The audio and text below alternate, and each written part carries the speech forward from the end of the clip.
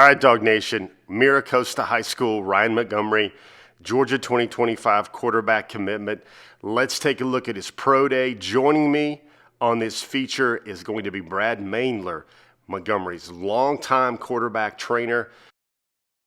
We're here to break it all down and get a good sense of what Montgomery will bring to Athens. So is there a part of this you start watching and you know he's uncomfortable and he's in sync? When you're watching him throw, like what comes to your mind? How smooth do his arms look? Does he look in a hurry, or is he letting the throw happen? You want that Final score for Husel. little bit of lag, that little bit of slingshot on his arm path. Final score for Husel. That's what I look Pro Day for. workout 48. Great ball. Crushed it. A nice ball. Does But the quarterback notice this wind? Now throwing in the Not when they're in on it. the east side of the stadium. Unless it was coming right UNC into its Julian face. Lewis.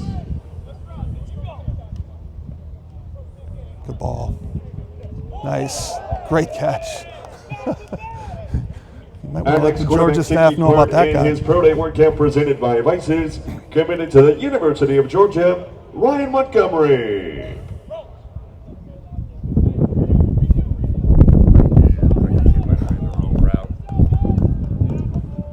How much do you guys work under center? Is that a big We thing? did it a fair amount just to get ready for this, but he doesn't work under center at all.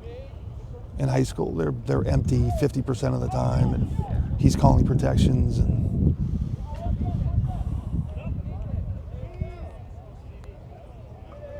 nice ball, crushed it. Is there a part of the field you think he's better throwing to? Is he what's his sweet spot? Intermediate throws, he's really good. Especially like sail routes where the ball is going away from him. He's got great deep ball touch. Through his first round of throws in the accuracy challenge presented by Panini, Julian Lewis finishes his first round of throws with a score of 24. How much of touch? Julian Lewis finishes his first round of throws in the accuracy challenge. It is definitely a God-given thing, but you can develop it. It takes a lot of work, though. Great job. See how he kept really good body control, even though he was a little bit off platform there. He had really good body control, really good stability. That's something that we work on a fair amount. Our next quarterback taking part in our accuracy challenge on the east side of Bill Cooper Field here at Waller Stadium, committed to the U. Please welcome Luke Nickel.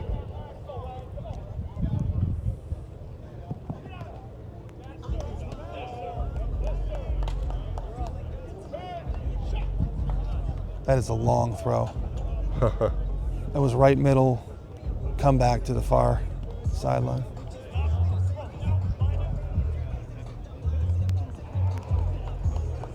Good throw. On that route, you want to get that ball out in front. That's where it was. On a high school game, how often is he getting pressured? Is he working with a clock of 2 seconds in the offense he works with, or how? They have a pretty solid offensive line, so he gets solid time, but he's really good at working off platform and keeping his eyes downfield. But when he takes off and runs, I'd be pretty solid there. Nice job.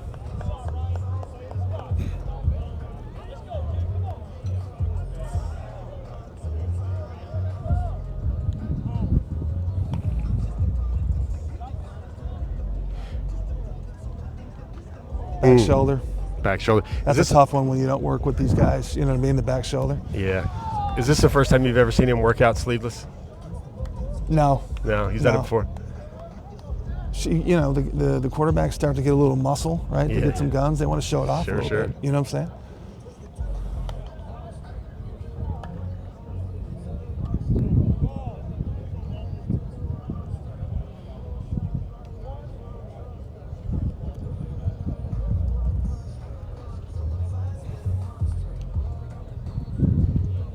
Good ball.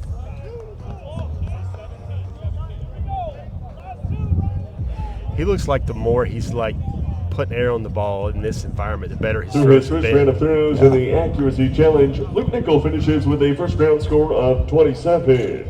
27 is Luke Nickel's final score in the first round of the accuracy challenge.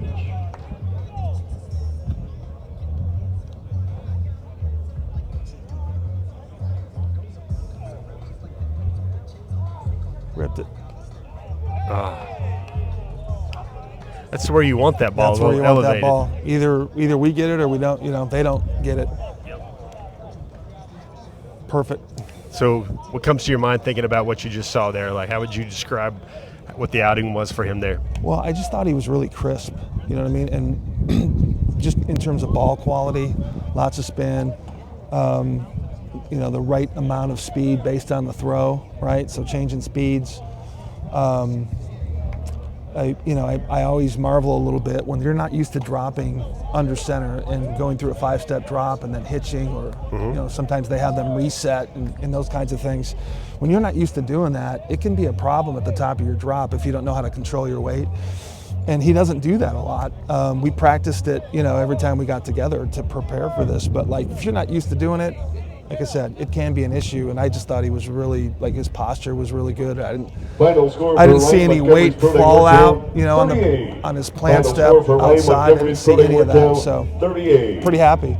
So when you talk to him and you say, hey, what'd you see, what we need to go over, what are you going to have for him? What are you going to tell him about what you saw? Maybe coaching points here. I think you have to. The one throw that I'm really thinking about is the back shoulder. And you're not used to throwing to these guys. I think you got to play it a little bit more safe and throw it more at the back of their head. And I just think he really tried to work him outside. You know what I mean? So the receiver can helicopter on the catch. So I mean that would be one thing. Otherwise, I wouldn't really have a whole lot of, because I thought he was pretty clean all the way through that. As a quarterback guru, a quarterback trainer, you see all this. You've seen 2 days of it now. Like, how much beneficial, how good is this for these kids to get this type of environment and teaching? I think it's great because you got a lot of really smart football minds here. I know a number of the staff here. And then it's the competition against kids his age group, like-minded kids who are, going big places. And it's like, I was talking to one of the counselors, and he was like, this is so much about who is the alpha, who steps up, who handles the pressure, who is the guy who can mix with the other players and be that energy guy, be the guy. You know what I'm saying? It's so much of it is about just being that alpha. Because the physical things, all of these guys are physically very gifted. So that's really what they're looking for, and I think that weights their final decision on who's going to win this thing. Is that piece as well. So I believe most would have had Ryan probably top 5, top 6 after the first day. I don't know if they released the scoring after day 1 yet or not on the Twitter account like they usually do. Yeah, I didn't see it. Do you feel like he elevated himself today with the pro day and then with the accuracy challenge? Yes. I think people, it's just like what we talked about, like people are like, oh, he's a try-hard guy and, he's really going to work hard. No, he'll do all those things. He's extremely talented. I think that's what he's shown today. What's more impressive? Obviously the pro day script where there's scripted throws and everybody's watching versus the stationary targets where he showed off a lot of accuracy. What'd you see about that other element of tonight? Yeah, I thought the same thing. I thought he was very accurate. I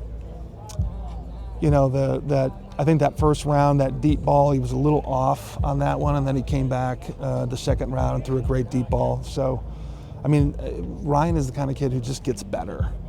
You know what I mean? He's the kind of kid who, you're going to get a little adversity. It doesn't matter anymore. He's been in so many big situations, whether it's football or basketball or whatever. So I was just pleased the way he progressed. Second and final round of the accuracy challenge with a second round score of Brad Maendler, a quarterback trainer for Ryan Montgomery. Appreciate you taking some time. Absolutely. My pleasure. Thanks, man.